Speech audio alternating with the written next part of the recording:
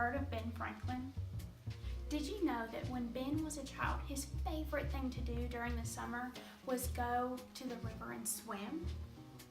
In the book Ben Franklin's Big Splash by Barb Rosenstock, Ben spent hours soaking, asking himself big questions. Will I always work at the shop? Should I run away to sea? How can the sixth son of a soap maker find success? And small ones. Why can't I swim like a fish? It seemed simpler to start with the smaller questions. Ben is always questioning things and uses something called the scientific method to help him find the answers to all his questions. When Ben tries to figure out a way to swim like a fish, he not only makes creative inventions, but he also makes mistakes.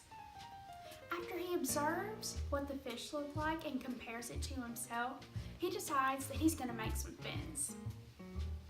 When Ben tests his new invention, he discovers that the fins on his hands make his arms and his hands tired. But Ben never lets his mistakes discourage him from trying again. Instead, he uses his mistakes as lessons to learn from. That way, he can make new and improved versions of his inventions. Even though we make mistakes, it is so important to use them as lessons that we can learn from and to never give up.